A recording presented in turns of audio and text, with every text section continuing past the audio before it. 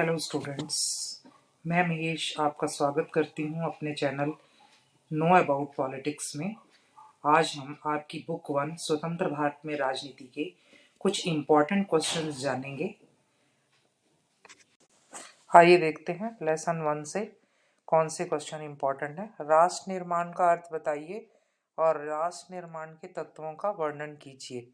दूसरा क्वेश्चन है राष्ट्र निर्माण को प्रभावित करने वाले तत्वों की विस्तार से चर्चा करें। देखिए, पहले क्वेश्चन में राष्ट्र निर्माण के तत्व थे जिनको हम ये भी कह सकते हैं राष्ट्र को जन्म देने वाले तत्व, और दूसरे क्वेश्चन में राष्ट्र निर्माण को प्रभावित करने वाले तत्व है। थोड़ा सा डिफरेंस है, आंसर भी डिफरेंट ही आएगा। तीसरा क्वेश्चन है राष्ट्र निर्माण के मार्ग में आने वाले बाधक तत्व क्या है। अब ये बाधक तत्व है। पहले क्वेश्चन में तत्व था, दूसरे में प्रभावित करने वाले तत्व, तीसरे में बाधक तत्व, और चौथा क्वेश्चन है इन बाधक तत्वों को दूर करने के उपाय। ये चारों क्वेश्चन जो है मैं एक वीडियो में डिस्कस कर चुकी हूँ। उसका लिंक डिस्क्रिप्शन में मिल जाएगा आपको, आप वहाँ से देख सकते हैं। स्वतंत्र भारत के सामने मुख्य चुनौतियाँ क्या थी, ये हमारा 5वां क्वेश्चन है। और छठा है 1947 के भारत विभाजन से उत्पन्न समस्याओं की चर्चा करते हुए उनके समाधानों का भी वर्णन कीजिए। चलिए दूसरे लेसन से देखते हैं हम कौन से क्वेश्चन इंपॉर्टेंट है। भारत की दलीय प्रणाली की विशेषताएं लिखिए और भारत में एक दल की प्रधानता का युग किसे कहते हैं, यानी कि एक दल की प्रधानता कब से कब तक रही और एक दल की प्रधानता के कारण क्या रही। चलिए लेसन 3 से देखते हैं कौन से क्वेश्चन इंपॉर्टेंट है। ये नियोजित विकास की राजनीति लेसन है आपका, जिसमें ये 5 क्वेश्चन बहुत इंपॉर्टेंट है। नियोजन से आप क्या समझते हैं, भारत में आर्थिक नियोजन के उद्देश्य बताएं। दूसरा क्वेश्चन है खाद्य संकट से आप क्या समझते हैं, इसके प्रमुख परिणामों का वर्णन करें। तीसरा क्वेश्चन है हरित क्रांति का अर्थ बताते हुए इसके उद्देश्य या तत्व या विशेषताओं का वर्णन करें।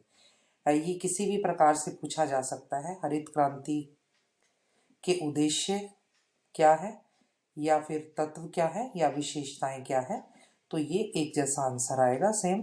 हरित क्रांति की सफलताओं और उससे उत्पन्न समस्याओं पर विस्तार से चर्चा करें। 5वां क्वेश्चन है विकास का अर्थ और इसके क्या उद्देश्य हैं। चलिए देखते हैं लेसन 4 से कौन से इंपॉर्टेंट क्वेश्चन है। ये जो 5 क्वेश्चन आप देख रहे हो ये बहुत इंपॉर्टेंट है।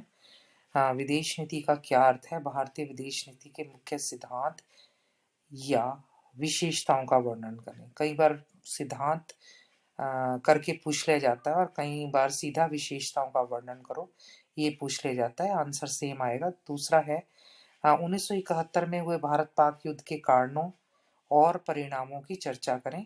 तीसरा क्वेश्चन है भारत चीन विवाद पर नोट लिखें। चौथा क्वेश्चन है गुटनिरपेक्षता का अर्थ बताओ और इसके मुख्य उद्देश्य और सिद्धांतों का वर्णन करो। ये बहुत इंपॉर्टेंट है क्वेश्चन। भारतीय विदेश नीति की विशेषताओं का वर्णन कीजिए। इसके साथ एक क्वेश्चन आपके सेट में आया था इस साल, वो था कि भारत और पाकिस्तान के बीच विवाद के क्या कारण है।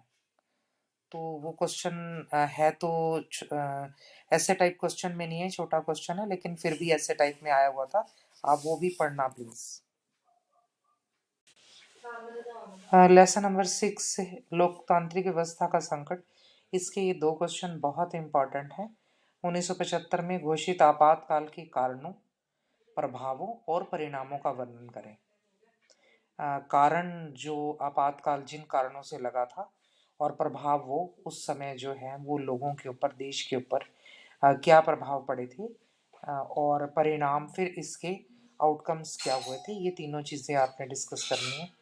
1977 के आम चुनाव में जनता पार्टी की जीत या कांग्रेस पार्टी की हार के मुख्य कारण क्या थे, ये दोनों तरह से क्वेश्चन आया हुआ है।